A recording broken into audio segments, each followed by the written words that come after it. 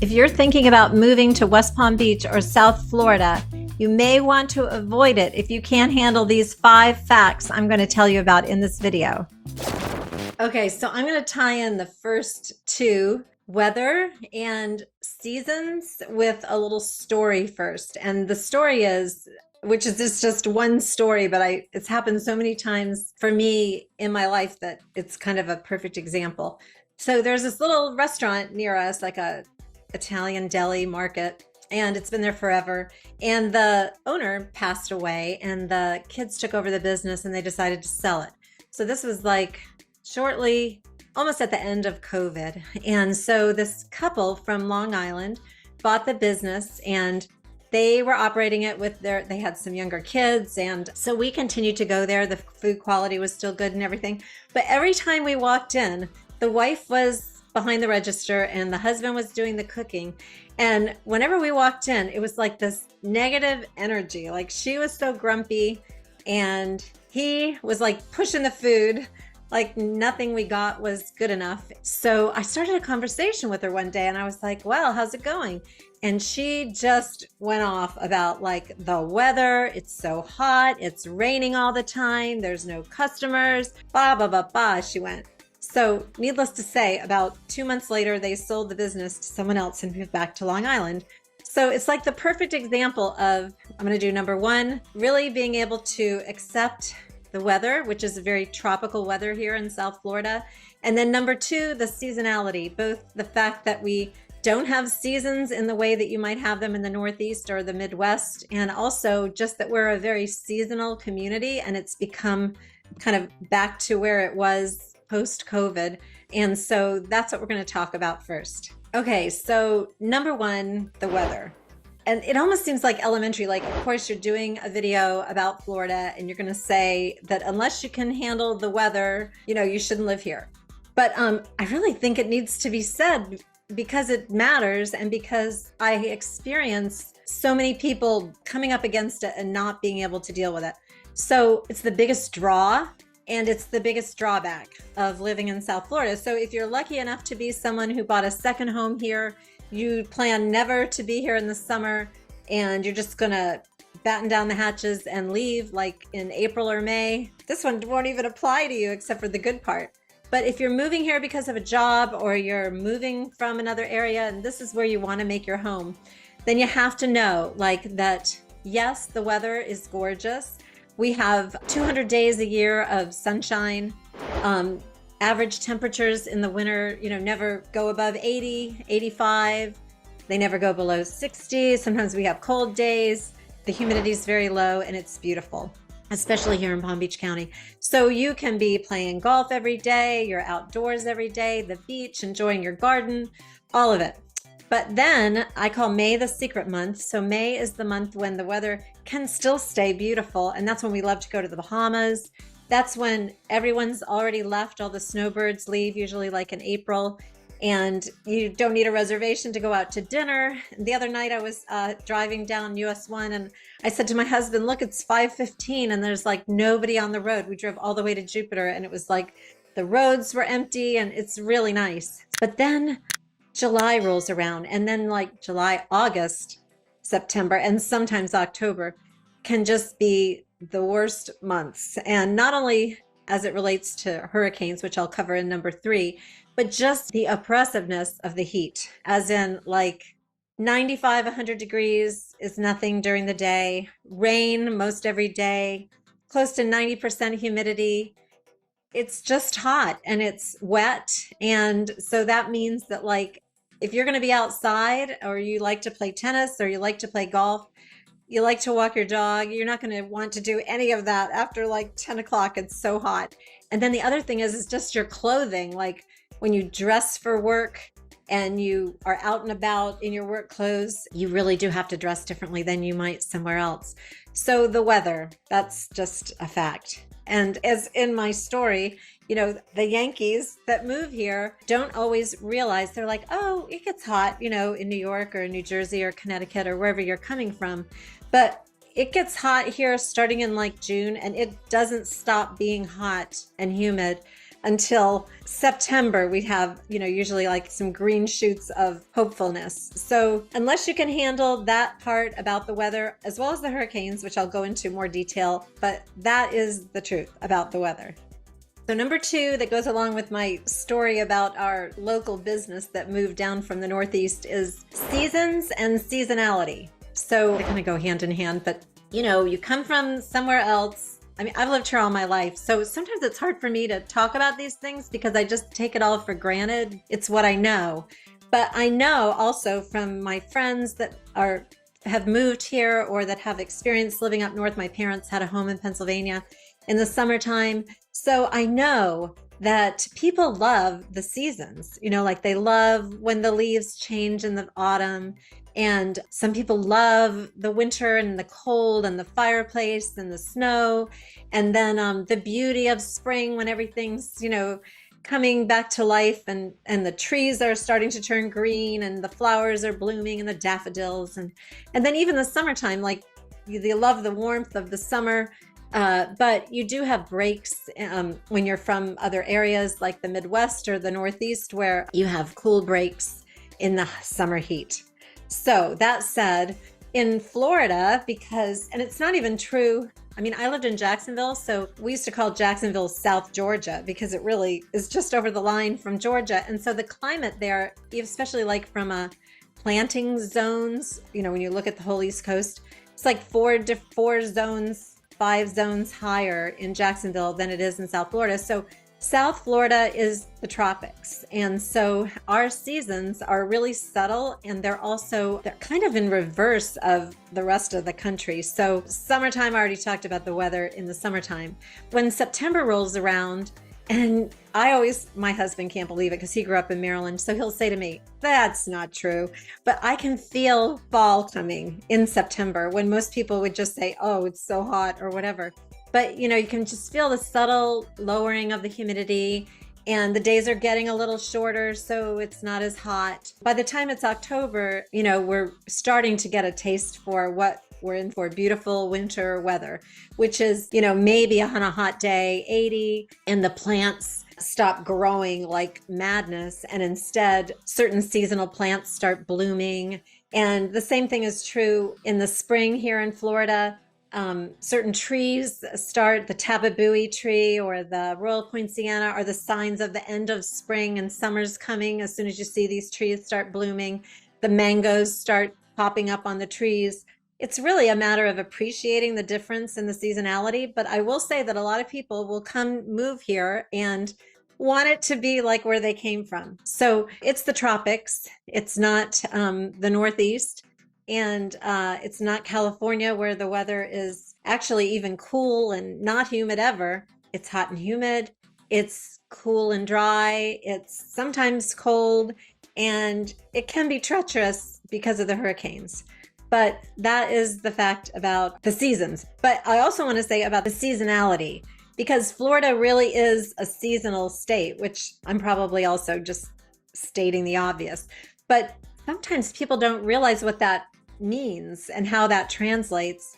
So if you're going to live here all year round, once like Thanksgiving rolls around, I always say that's the first sign of fall here in South Florida is you see the big car carriers filled with people's vehicles from up north. And so we'll jokingly say, my husband will come home or I'll say to a friend, oh, I see the carriers on A1A, and you know that it's fall. And we're almost through hurricane season and all of our wonderful snowbirds are coming down and we're in for some beautiful weather. But on the other hand, that also seeing the car carriers is the seasonality of where we live. So all of a sudden the roads start filling up and we have a lot, like it could be close to 50% of the population comes down just for part of the year. And so the roads get busy. People are making left-hand turns from the right-hand lane. There's license plates from all over the country. And it does tend to make for a hectic, kind of crazy mix. The beaches get really crowded. The restaurants, we joke, you definitely have to have a reservation. And when you have to stop having a reservation, that's when you know that it's almost summer. So anyway, the seasonality, and also if you have a business and it's a service business, or you have a retail business and you're moving to Florida, that is another big thing that you have to really understand and accept. Because I have friends who have service businesses or retail businesses, and the ones that succeed in this environment are the ones that are able to plan their way through the summer. It's like the squirrels. You've got to squirrel away the money during the summer months when things get really quiet. And unfortunately, it happens a lot of times. You get a great business, like we had this great bicycle shop up by our house. We really liked them, and we both went and bought new bikes there. And then the guy couldn't even make it through the first summer. That's just something like, I think you really have to be able to accept and understand that about the business environment here when it comes to those types of businesses. I mean, if you have a tech business or some type of business where you sell goods nationally and that kind of thing, you don't have to worry about that. But, you know, we are a service-based state. And so many of our businesses are service or retail-oriented restaurants. And so you really have to be able to make your way through that summer season in order to succeed. So before we continue, I'd like to take a minute to introduce myself. My name is Diane Wimbrow, and I am a local realtor in Palm Beach County and lifelong South Floridian. And I get calls and texts from people all the time who would just love to live in South Florida, but they just don't know where to start. And I just love to help people figure out the right place for them. So if you want to give me a call or shoot me a text, we can schedule a Zoom call and talk about what it is you're looking for, so I can help you find the perfect community for you in South Florida. And in the meantime, tap the bell and the subscribe button below so you'll be notified every time we have a new video. So let's continue. So number 3, everyone's favorite, hurricanes. But again, it's like earthquakes in California, hurricanes on the coast. I'm talking here more about preparedness because hurricanes are a fact of life. Unless you're a kid and you get to like go out and have fun in the puddles after a hurricane, it's like, okay, we're grown-ups now. We own homes and we have to deal with it. And that's kind of how I looked at it because I've lived here all my life. So I was thinking recently, like, when I was a kid, it didn't stress me out like this, but that's because I didn't own anything and we didn't have all the information then either. Like now we have so much information that when a storm is just getting started down in the lower Caribbean, we are like watching it. We all have post-traumatic hurricane disorder around here. So a story I'd like to tell just to show the evolution, and it's what I think is the difference here, say in South Florida over other parts of Florida, or maybe even other states that get impacted by hurricanes, is that we had like one of the worst hurricanes back in, I guess it would be like 2000-ish, was Hurricane Andrew when it hit the tip of South Florida down in the Homestead area. It was just devastating. I mean, it was a terrible, terrible storm. And then on top of it, construction of the buildings and the impact of the storm on just the whole landscape of the area really woke up the South Florida community.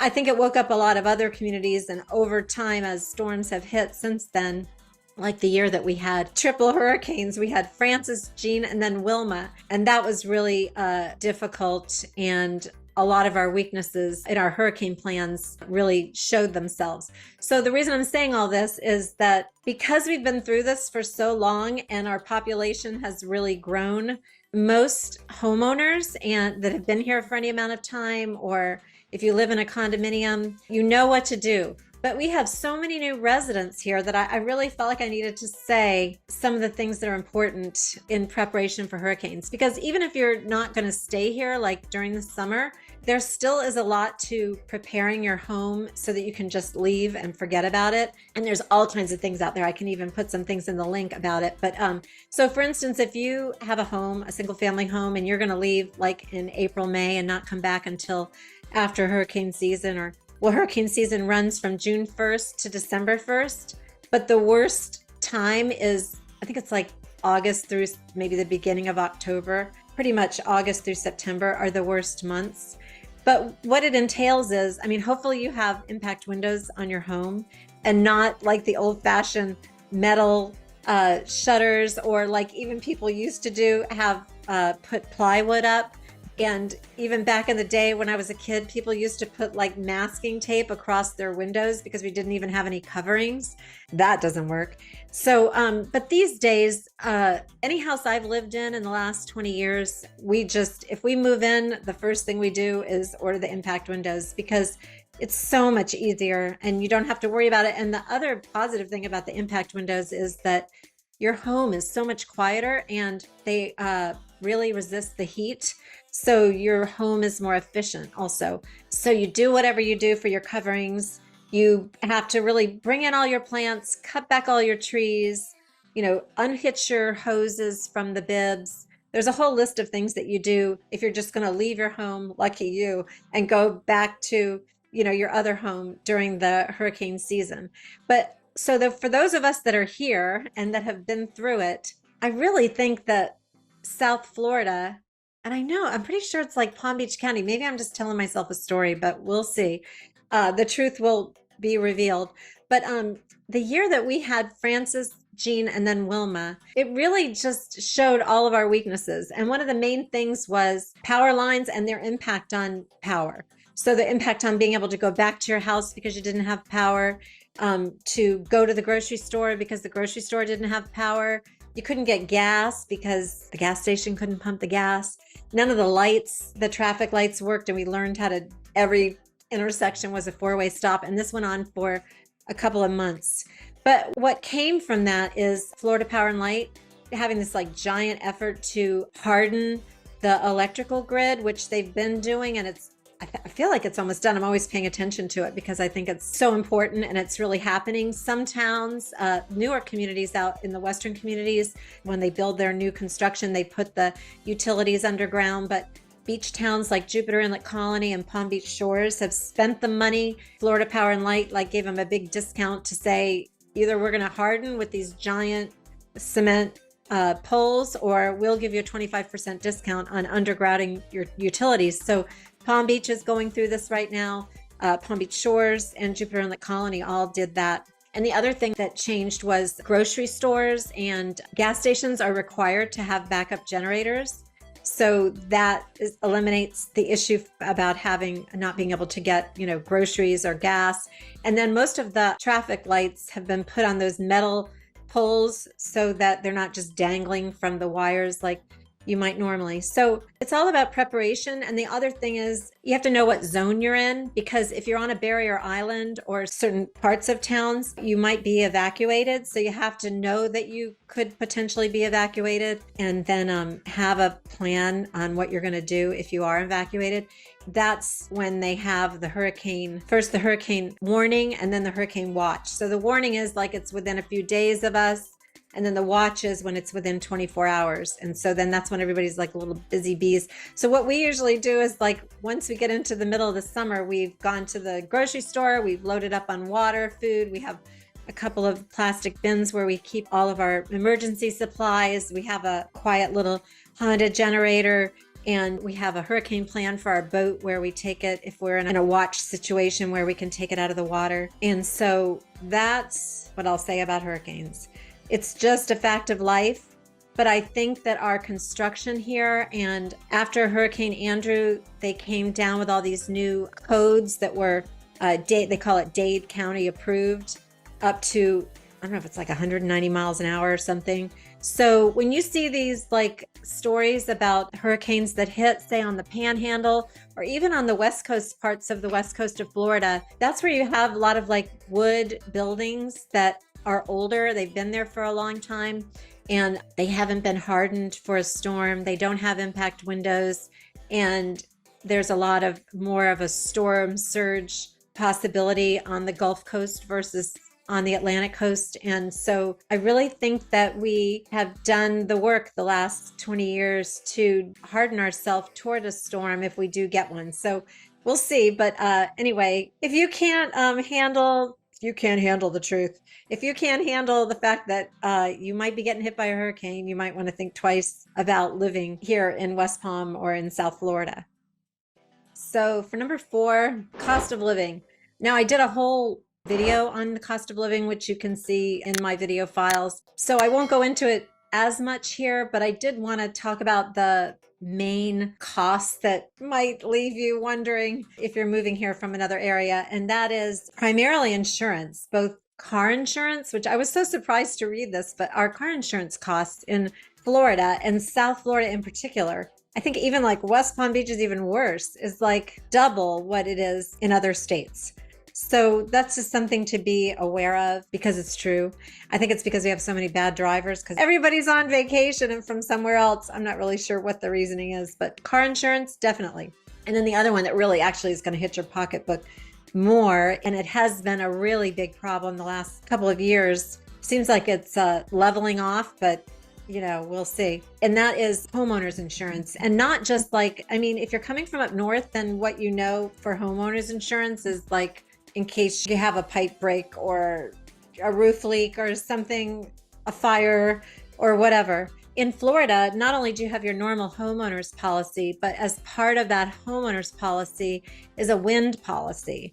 And windstorm insurance has just been off the charts the last couple of years. And even worse, if you live in a condominium, the condo rates are more on the commercial side. They're underwritten completely different even from the normal homeowners insurance. And the rates have, I mean, it's not uncommon the last couple of years to see 50% increases year over year, like 2 or 3 years in a row in the wind portion of the homeowners, which has really impacted a lot of people with their condo dues. But also we've had to use the Citizens Insurance, which is the insurer of last resort. It's the state's insurance fund for wind policies. And it's sort of like an ongoing thing. I mean, every year you kind of have to reshop it. It's almost like sticker shock. And then you can find somebody, underwriters leave, others come in. So definitely something you need to do your homework on before you put a contract on a house, get to know a few agents, and start talking about what the costs are going to be so that you aren't in complete shock if there's, as it compares to where you're coming from. And then the third thing with costs is property taxes, which, I mean, the beautiful thing about Florida is we don't have an income tax. And so if you declare your residency in Florida, you don't have to pay any tax on your income. And a lot of people think that Florida has these rules about how long you have to be here, but we don't. What ends up happening is the state where you're living, you might have a state that's a high state income tax state. And so they're going to be watching you to see if you're staying in their state more than 6 months, even if your residency is declared here, then they're going to come after you for the state income taxes. But as it relates to Florida, you just have to register to vote, get your driver's license, and have a Florida address.